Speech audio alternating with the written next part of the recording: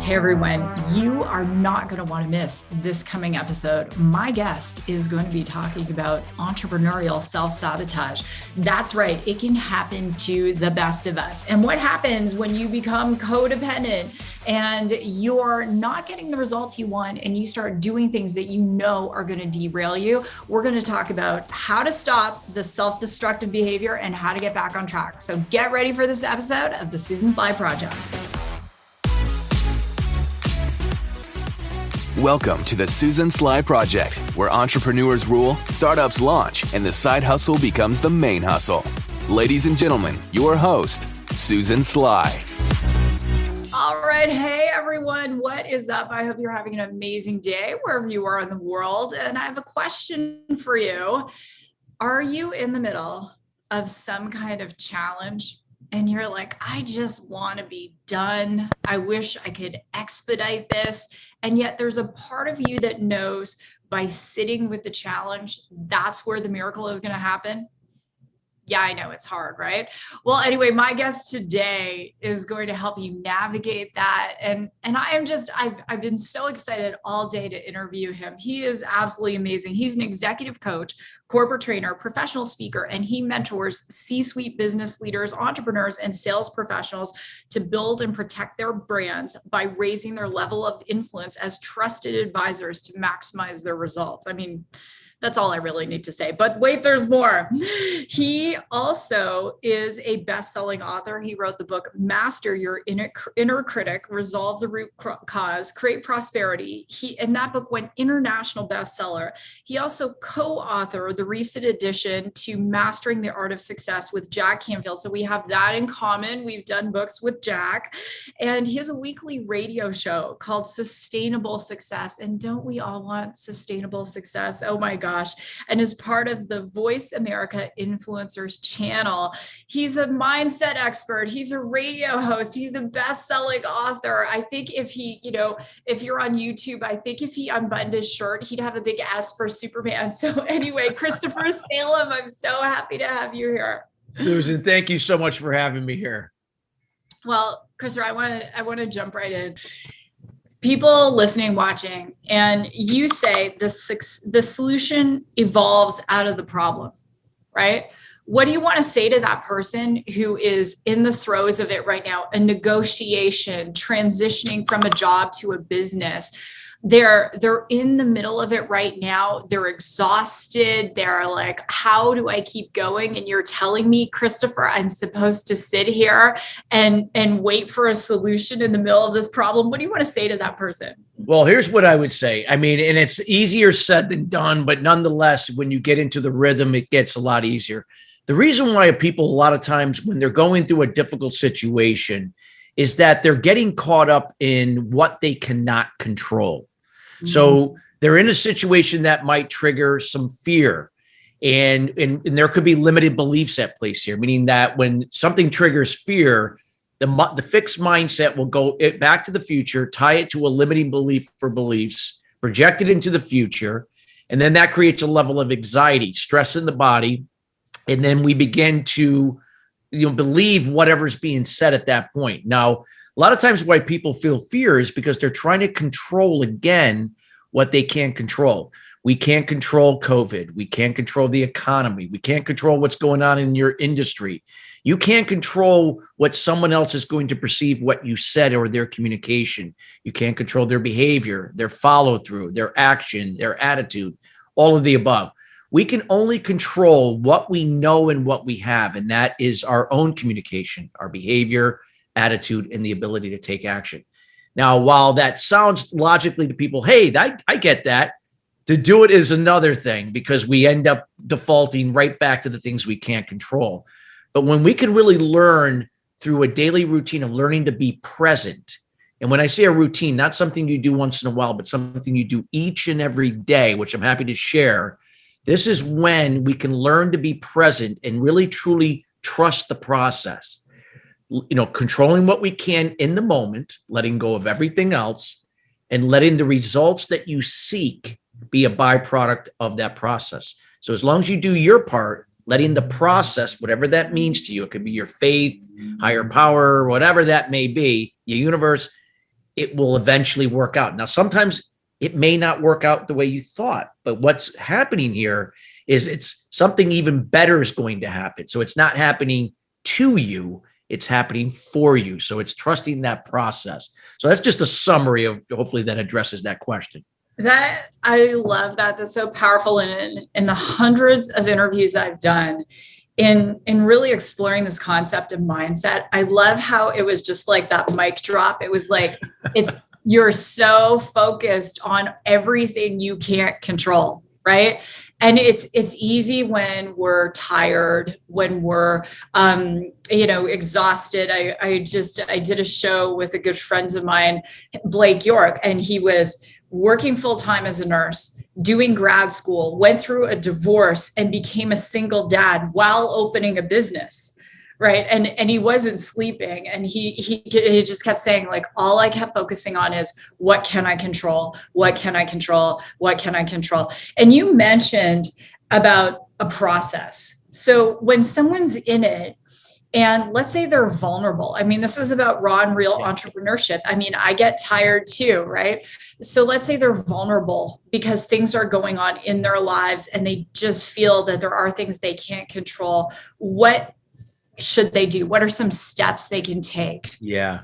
So one of the things that I find a lot of times is learning to come back into the moment. Your breath is so powerful. We can learn to just take a deep breath and just kind of reset. So I have a daily routine that I've been doing now for over 20 years. And that, I wake up early. I wake up at 4:15. I'm not advocating people have to wake up at 4:15 in the morning, but I wake up in the morning and I do an organizational task. I make my bed. I then meditate. I journal. I go work out. Now I don't work out 7 days a week, but maybe I'll work out 4 days a week at the gym. I'll do planks. I'll eat a healthy breakfast. I will read a chapter or two out of a book that's relevant to something I'm working on for myself or a client. And then I review my daily goals. Now I do that every day, 7 days a week, 365 days a year. Now they always say, if you put 10,000 hours into something, you're going to get really good at it. Okay. I put in way more than 10,000 hours into that.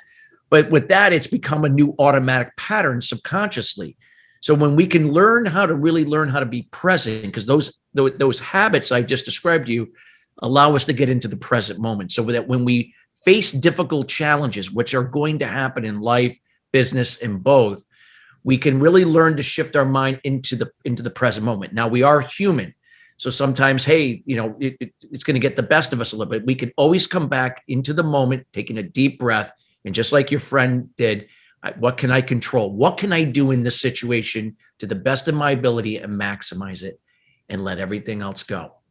And it's just over time that when you do this and it becomes an automatic pattern, it just gets a little, well, I wouldn't say, but it gets easier. I'm not saying it's completely easy, but it just gets a little bit easier than in the beginning when you're just like, God, I want this to happen. And I can't seem to steer it where I want it to go. So I love that. It's grounding yourself and that foundation, right? And all of the listeners, the thousands of people who listen every single week to the show, they know I'm an early riser too. So you said, I'm not going to tell you to get up at 4:15. They know, yes, you need to get up at 4:15, right? Because Jim Rohn, who I had the privilege of sharing the stage with on 3 occasions many years ago, I'm dating myself, including the last time he spoke live in Dallas.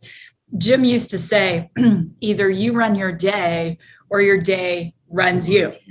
And every successful person I have on the show talks about their morning routine and how important it is. Let's talk about the power of this word, no. You coach C-suites. We were talking just before we started doing the show. You're helping a client navigate an M&A, a merger and acquisition. Let's talk about the word no, because Christopher, a lot of people are afraid to say no because it's that place of desperation. Can you talk about that? Yeah, the reason why is, again, when people say yes to everything, a lot of times, again, and there's nothing wrong with you. It's just that it's something that you can make adjustments. There might be some certain limiting beliefs that are taking place that are affecting your level of confidence and self-esteem in whatever that may be, something in your personal life, your business. When we say yes to everything, now what we're doing is we're diverting that attention from something that was the original priority now to something else. And you can't be in all places at the same time. So oftentimes when we do say yes to everything, what we're doing in essence, we're looking to please and enable people to seek something in return. That could be validation, some type of acknowledgement, whatever that case may be. Now, I can say this because I was that person 20 years ago, because I was a pleaser, an enabler. I was codependent, a perfectionist, and I said yes to everything, only to be overwhelmed, frustrated, disappointed, and exhausted. And I had struggled with 12 years of addiction as a result of it, because I didn't know how to deal with it other than drugs, alcohol, sexual addiction, you name it. Whatever was available, that's what I had to do, escape. So it's okay to say no. It's okay to say that, hey, if I'm going to say yes to something, I'm going to commit and I'm going to do my best. And whoever else is involved, that you're going to do everything you can that they can benefit too. So it's okay to say no and focus on the things that you committed to and give it your all and everything you got. Again, what we talked about before, controlling what you can, letting go what you can't. And learning to say no for me was a hard thing to do, but I learned the hard way. And I could tell you, I'm glad I did, because now I can sit here and talk about it. And anybody going through it, I could say, you can do it too. If I can do it, you can do it. You and I have both done work with Jack Canfield. One of his favorite expressions is say no to the good so you can say yes to the great. So let me ask you, a business and a personal. So in business, what's something you said no to that other people were like, you said no to that? What's something in business you said no to? Well, yeah. I mean, I had an opportunity back about 10 years ago to lead a sales team for a major corporation that would have been paid very, very, very well. I mean, very well, because I spent a long time in sales prior to what I'm doing now. So when I decided to make this transition into executive coaching, it was more of kind of a lifestyle decision, because I had a young son at the time. Now he's a teenager, or getting to become a teenager now, because I wanted to spend more time with him. So when I was offered this position that would have paid far more than I was making, and even when I started off as an executive coach, it was very tempting. And I said no. And I decided to stay as an entrepreneur. I wanted to build a business around my lifestyle, not the other way around. If I had taken that job, which I had not been in a job in quite some time, I would have sold my soul, because I wouldn't have been there. I would have, lost my life. I would have not lost time with my son. And I would have really been acting not from what my true core values were at that time. Nothing against the company, nothing against the job itself. I just realized that it wasn't about the money. It was about honoring what was most important to me. And now that I look back in hindsight, I've done very well in this role. So I could look back and say, yes, I made the right decision. And I didn't second guess myself for the sake of taking that short term, instant, guaranteed salary and all that. And that I stayed true to my values, stayed true to my purpose and the lifestyle that I embarked on, that I wanted to create, or so I could be a father to my son and be involved in his activities. I love that you mentioned that, Christopher, those aligning with our core values, right? Because when we're out of alignment, it affects our health, it affects our mental health, our well-being. ABC called me many years ago and asked me to do Undercover Millionaire.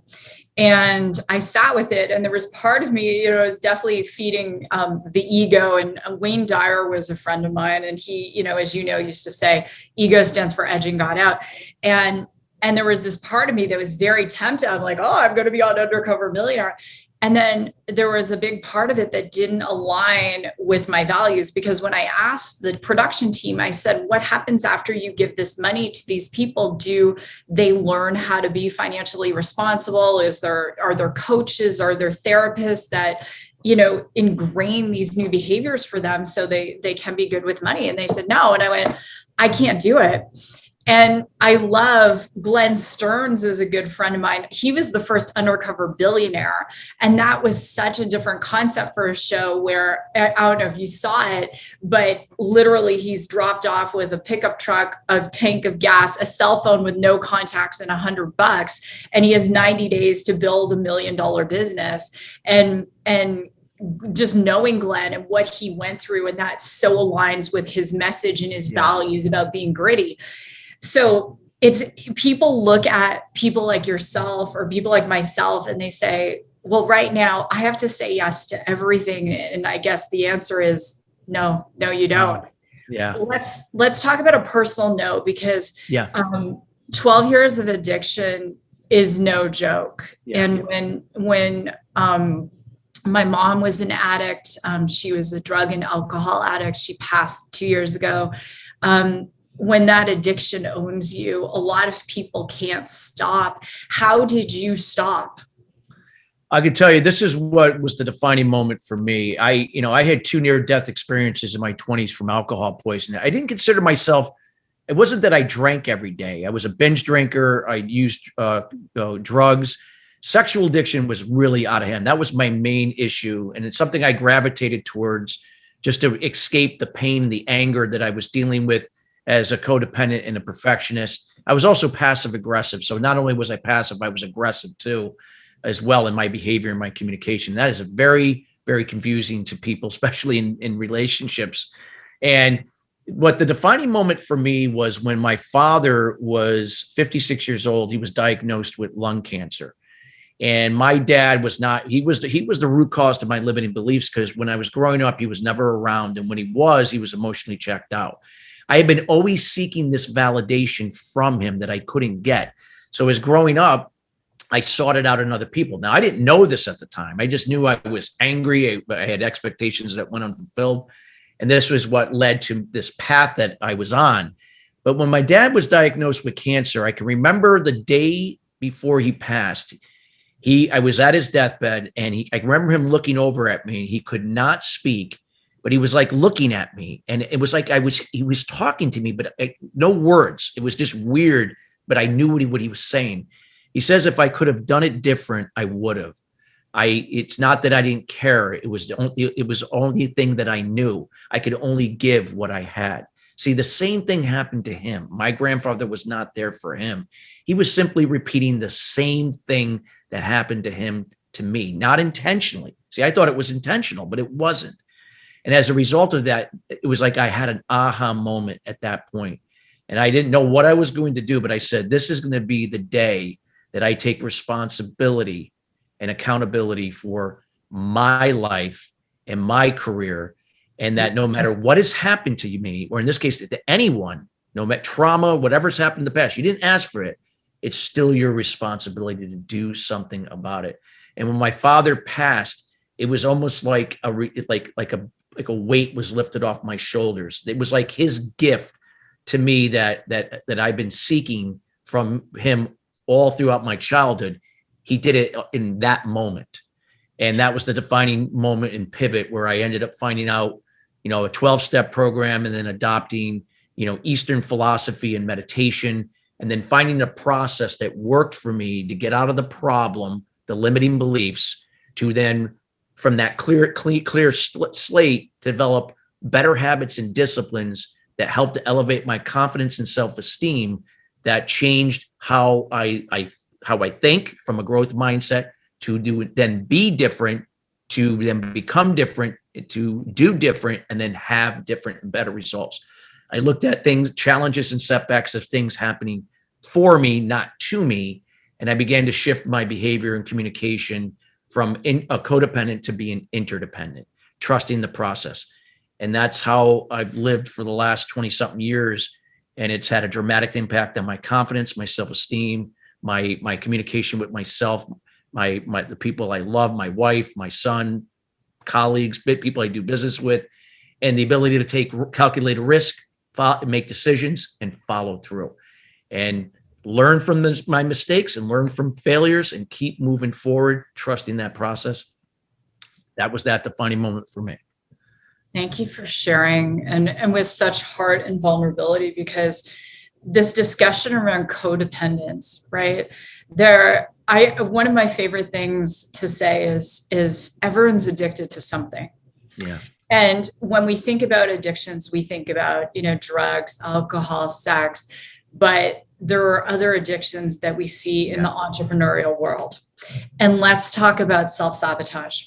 You work with some of the best and achievers and the people who have the brand new BMW in the driveway and the perfect wife, and their lives look Instagram perfect, and they live in the 6,000 square foot plus house, but secretly they're in self-sabotage. I would love for you to share, what are some of the self-sabotage themes you see, especially amongst high achievers? With high achievers, you could see is it could be their behavior and how they treat other people. Sometimes they can, talk down to people. Not to say that's the case. It could be some other areas where they neglect their well-being, their emotional well-being, and their physical well-being. They may overindulge in certain things like drinking too much, eating too much, and so on. They may become also workaholics, where they're working around the clock and not taking time to really enjoy. So they look like they have the lifestyle. They got the house, the car, they got the things that look like they have this work-life harmony going on, but it's not happening. And what's happening is that while they still may have this success monetarily, in this way, but they're self-sabotaging their personal lives. Their relationships are deteriorating, and their health is deteriorating. I've had to do it. I've worked with clients where they have great success from the outside, but everything else personally has been falling apart. And it all goes back to these limiting beliefs that cause these self-sabotaging behaviors. Yeah.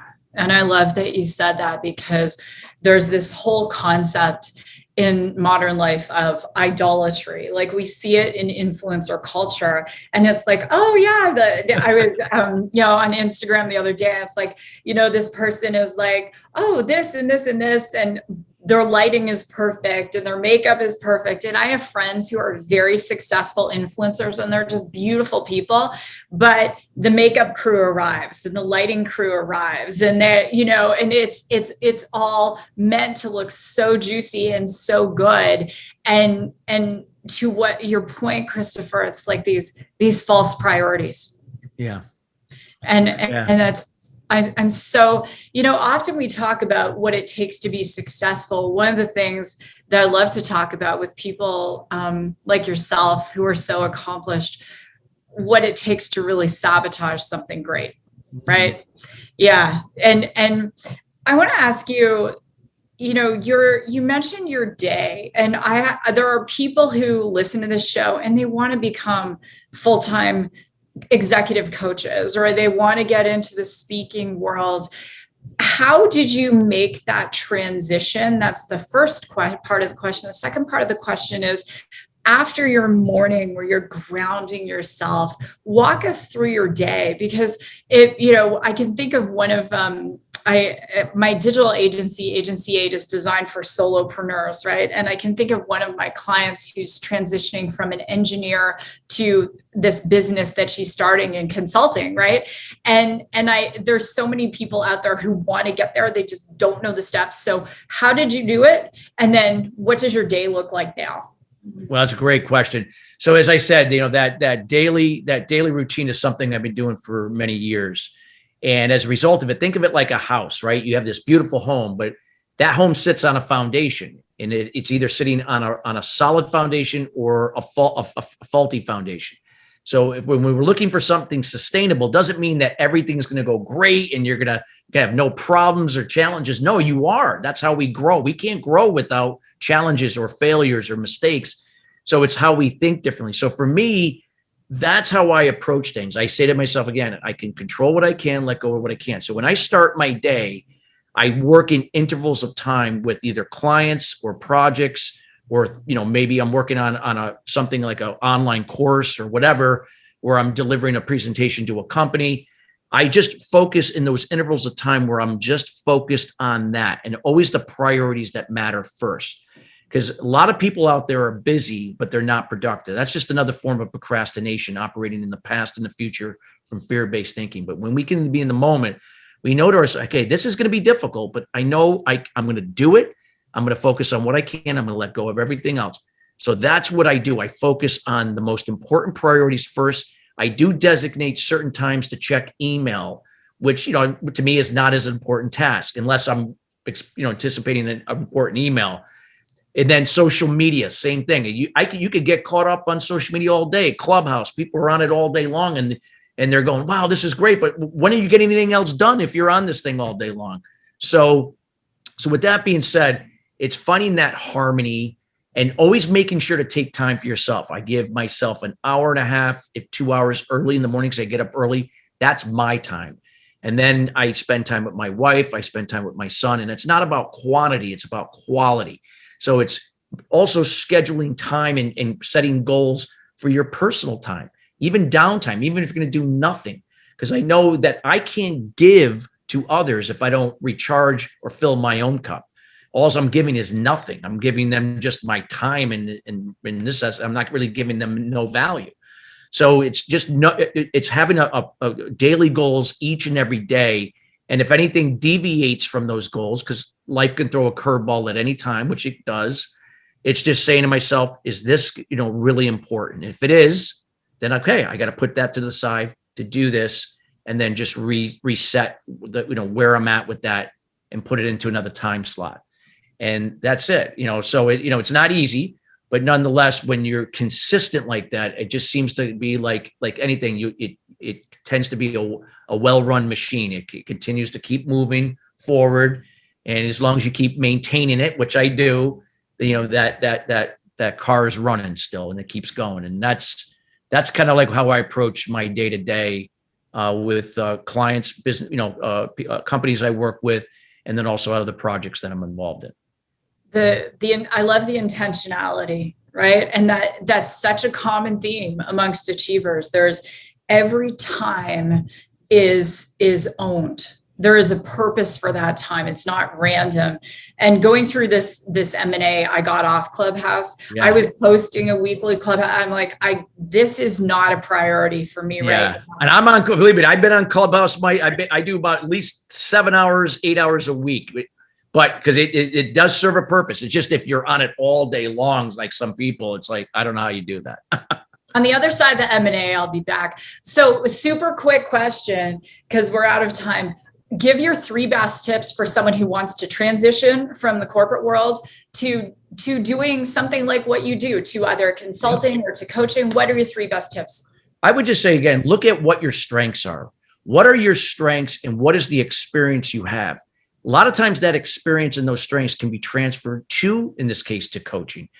Everyone has something that they're really good at. And there's somebody out there that requires what you're really good at that you can help them with. It's not about doing for them. It's about being the example and being a resource and a guide to have them do it for themselves. So it's not looking to say, well, I'm not cut out to be a coach. I'm not experienced. I'm not this.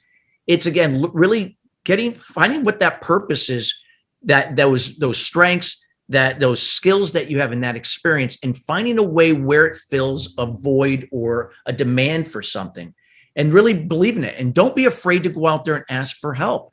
I have, my weaknesses are, I'm not technical. So if you're going to have me build a website and build funnels and all that, I'm the wrong guy to talk to. I'm going to go out and talk to someone else that's going to do that for me, because that way I can spend time on what I'm really good at. And that's building relationships, connecting with people, coaching, speaking, training, and so on, engaging people. That's what I'm good at. I'm not good at that other stuff. So finding help, using resources, and really trusting that process of, just going out there to give without expectation. Again, from empathy and kindness, that's an interdependent trait. Be example, be resourceful, not pleasing and enabling, which is codependent. Give without expectation, receive without resistance. Many times people are really good givers, but they don't receive well. Trust that it's going to come back to you, not from who you gave it to, but knowing that it does come back from somewhere else, and you don't question, you receive. If it's a penny, it's $1 million, it's a thank you, it's another form of acknowledgement, whatever it is, you receive it with gratitude. And that, to me, is the difference maker. And if you just trust that process, yes, you're not going to be making, millions of dollars in the beginning, but just keep moving along, and that money will start to grow as your business grows and you build that value, and you get referrals from there. So Christopher, that is beautiful. And I'm receiving our time with gratitude. I really value our discussion on codependency. And for people who are listening, please, by all means, give Christopher and I a shout out for what you're taking away. So on Instagram, it's at Chris Salem and Chris R. Salem. Chris R. Salem.